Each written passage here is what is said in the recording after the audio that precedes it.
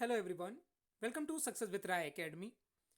देखिए एनसीईआरटी की जो सीरीज चल रही है सेवेंथ क्लास की हिस्ट्री की, उसमें आज हम चैप्टर नंबर 5 को कवर कर रहे हैं, जिसमें शासक और इमारतें यानी कि उस काल में किस तरीके से शासकों ने और जो इंफ्रास्ट्रक्चर पर है किस तरीके से उस पर कार्य किया, कौन कौन सी इमारतें बनी, किस तरीके से बनी, किन राजाओं ने बनाया, उसमें किस शैली का उपयोग हुआ, इन सभी पॉइंट्स को इस चैप्टर में कवर किया गया है। इससे पहले के जितने भी चैप्टर पढ़ाए गए हैं वो आप प्लेलिस्ट पे जाकर देख सकते हैं। तो जैसे कि इसमें आप ये पिक देख रहे हैं, ये कुतुब मीनार की पिक है जो दिल्ली में स्थित है।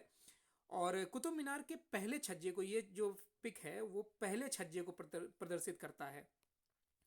और इस जो छज्जा है ये कुतुबुद्दीन ऐबक ने लगभग 1199 में इसका निर्माण करवाया था। जो छज्जे के नीचे जो छोटे मेहराब तथा ज्यामितीय रूपरेखाओं द्वारा निर्मित नमूने को इसमें जो दर्शाया गया है वो दो पट्टियों में दिखाई देता है। जो ये अभिलेख हैं वो अरबी में लिखे गए हैं। तो जैसे आपसे क्वेश्चन में ये पूछता है कि जो कुतुब मीनार पर जो लैंग्वेज यूज़ की गई है वो कौन सी है, तो अरबी लैंग्वेज यूज़ की गई है। और मीनार का जो बाहरी हिस्सा, जो आपको ये घुमावदार हिस्सा दिखाई दे रहा है, ये घुमावदार हिस्सा और कोणीय हिस्सा है। ऐसी सतह पर अभिलेख लिखने के लिए काफ़ी परिशुद्धता यानी काफ़ी क्लियरिटी की ज़रूरत पड़ती थी, और सर्वाधिक योग्य कारीगरों को इसमें अटैच किया जाता था, यानी कि उनको काम पर लगाया जाता था। और कुछ ही इमारतें पत्थर या ईंटों से बनी होती थी।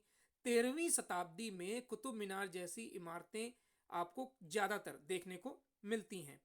8वीं और 18वीं शताब्दियों के बीच राजाओं तथा उनके अधिकारियों ने दो तरीके की इमारतों का निर्माण कराया।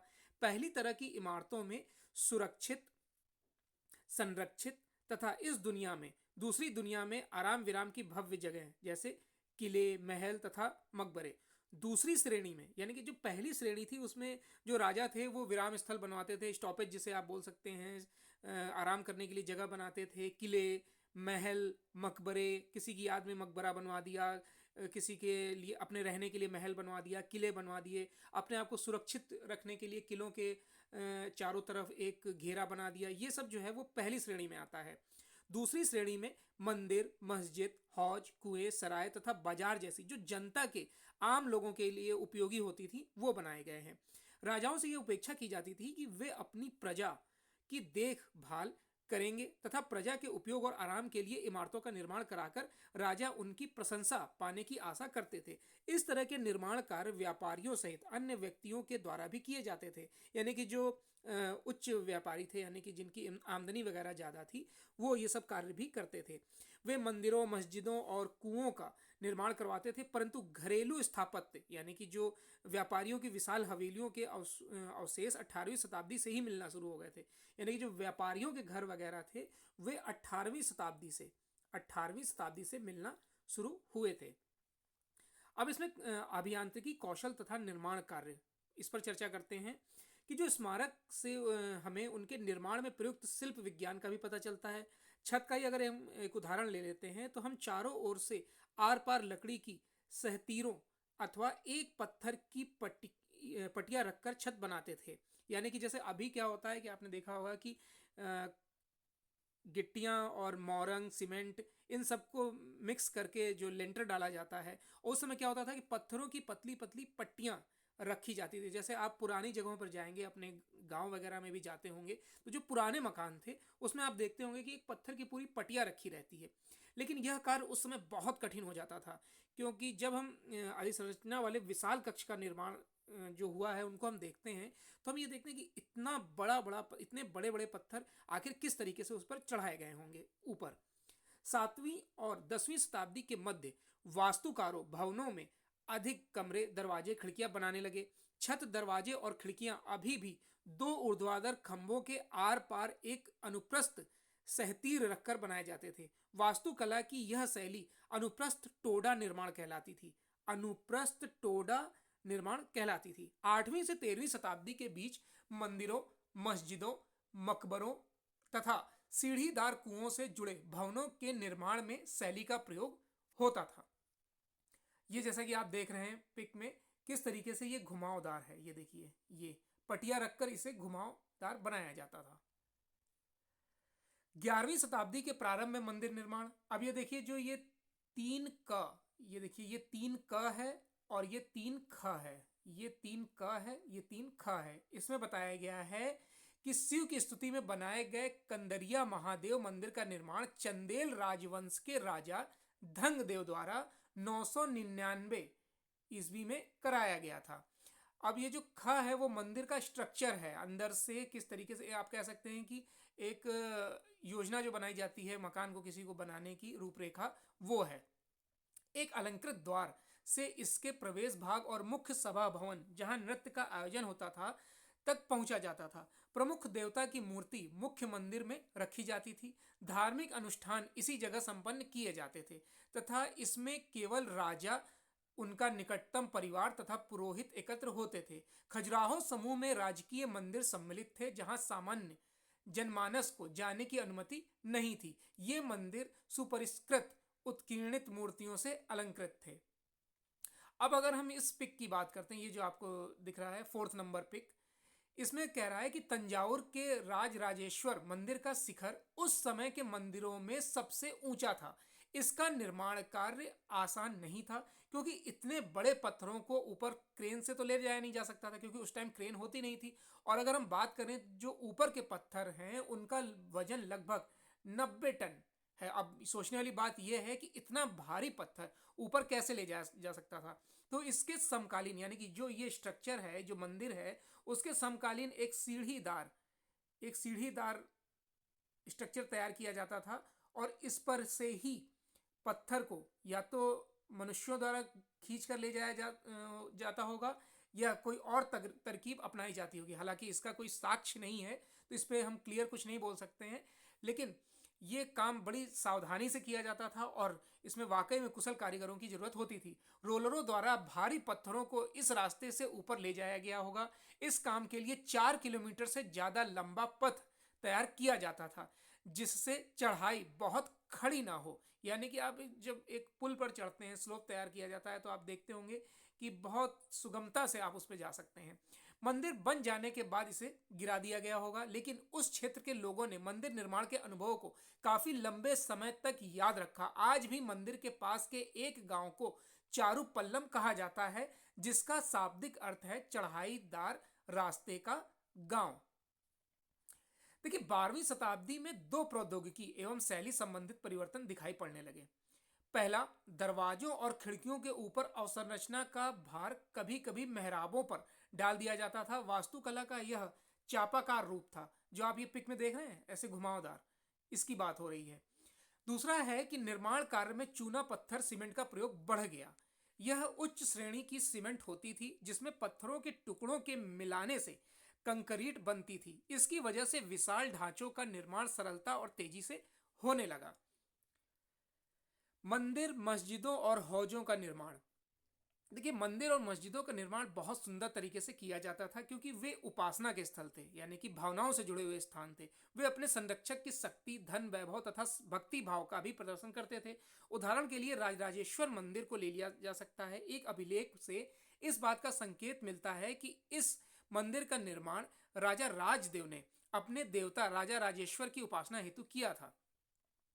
सभी विशालतम मंदिरों का निर्माण राजाओं ने ही कराया था। मंदिर के अन्य लघु देवता शासक के सहयोगियों तथा अधीनस्थों के देवी देवता थे। यह मंदिर शासक और उसके सहयोगियों द्वारा शासित विश्व का एक लघु रूप ही था। जिस तरह से वे राजकीय मंदिरों में इकट्ठे होकर अपने देवताओं की उपासना करते थे, ऐसा प्रतीत होता था कि मानो उन्होंने देवताओं के न्यायप्रिय शासन को पृथ्वी पर ला दिया हो। अब मुसलमान सुल्तान तथा बादशाह स्वयं को भगवान के अवतार होने का दावा नहीं करते थे, किंतु फारसी दरबारी इतिहास में सुल्तान का वर्णन अल्लाह की परछाई के रूप में किया करते थे। दिल्ली की एक मस्जिद के अभिलेख से पता चलता है कि अल्लाह ने अलाउद्दीन को शासक इसलिए चुना था क्योंकि उसमें अतीत के महान विधिकर्ताओं मूसा और सुलेमान की विशिष्टताएं मौजूद थीं।